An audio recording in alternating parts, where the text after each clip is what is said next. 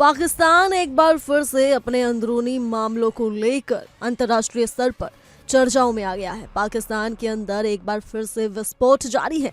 वो पाकिस्तान जो आतंकवाद को बढ़ावा देता आ रहा है, अब खुद ही इस आतंकवाद का शिकार हो रहा है। दरअसल बता दें कि पाकिस्तान के अशांत बलूचिस्तान प्रांत से एक बार फिर बेहद डरावनी और चिंताजनक खबर सामने आई है, जिसने पूरे क्षेत्र की सुरक्षा व्यवस्था पर गंभीर सवाल खड़े कर दिए हैं। जाफर एक्सप्रेस ट्रेन, जिसे पहले भी कई बार निशाना बनाया जा चुका है, इस बार भी एक बड़े हमले से बाल बाल बच गई। रविवार को नसीराबाद जिले में उस समय जोरदार धमाका हुआ जब ट्रेन ट्रैक को पार कर चुकी थी।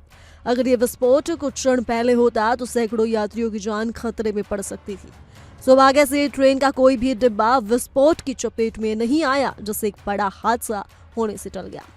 रेलवे और पुलिस अधिकारियों के अनुसार हमलावरों ने शहीद अब्दुल अजीज बुल्लो क्षेत्र में पहले से ही रेलवे लाइन पर शक्तिशाली बम लगाया हुआ था। जैसे ही ट्रेन वहां से निकली, धमाका कर दिया गया। धमाके की आवाज इतनी तेज थी कि आसपास के गांव तक सुनाई दी और सुरक्षा एजेंसियों में हड़कंप मच गया। वरिष्ठ अधिकारी तुरंत घटनास्थल पर पहुंचे और पूरे इलाके को सील कर दिया गया। जांच टीमें विस्फोट की प्रकृति, इस्तेमाल किया गया बारूद और हमलावरों की संभावित गतिविधियों की बारीकी से जांच कर रही है। एसएसपी नसीराबाद ने बताया कि यह हमला बेहद योजनाबद्ध तरीके से किया गया था।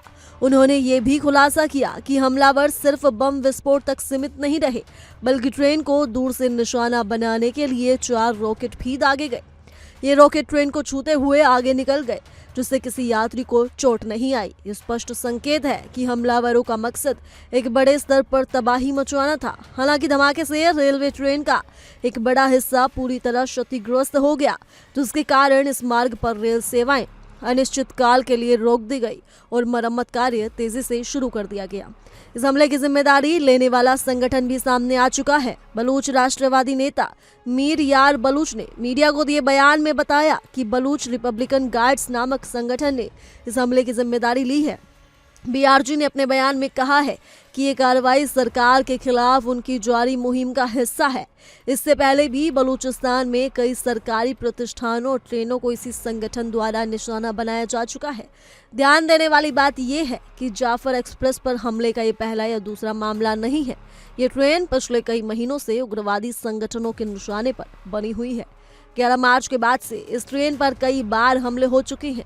एक हमले में बलूचिस्तान लिबरेशन आर्मी के उग्रवादियों ने 440 यात्रियों को लेकर पेशावर जा रही इस ट्रेन पर हमला किया था, जिसमें कई यात्री बाल बाल बचे।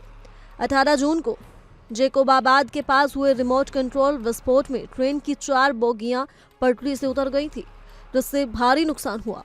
वहीं 29 अक्टूबर को नसीराबाद के नोटल इलाके में भी जाफर एक्सप्रेस पर रॉकेट अटैक किया गया था, जिसके जरिए ट्रेन को दूर से उड़ाने की कोशिश की गई थी।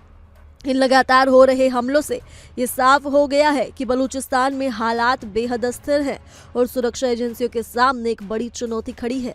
ट्रेनें, जो आम नागरिकों की जीवन रेखा मानी जाती हैं, अब आतंकियों का आसान निशाना बनती जा रही हैं। इन घटनाओं ने यात्रियों में भय का माहौल पैदा कर दिया है और सरकार पर अब दबाव बढ़ गया है। वो रेलवे मार्गों की सुरक्षा बढ़ाए, उग्रवादी गतिविधियों पर सख्त कार्रवाई करे और क्षेत्र में शांति बहाल करे। कुल मिलाकर जाफर एक्सप्रेस पर बार बार हो रहे हमले न केवल सुरक्षा की कमजोरियों को उजागर करते हैं, बल्कि ये भी संकेत देते हैं कि बलूचिस्तान में उग्रवाद की जड़ें कितनी गहरी हो चुकी हैं। ये समय है कि सरकार इससे निपटने के लिए ठोस और प्रभावी कदम उठाए, ताकि आम नागरिक सुरक्षित महसूस कर सके और इस तरह की घटनाओं पर रोक लग सके। फिलहाल के लिए इस रिपोर्ट में सिर्फ इतना ही। ज्यादा जानकारी के लिए जुड़े रहिए इंडिया डेली के डिजिटल प्लेटफॉर्म के साथ।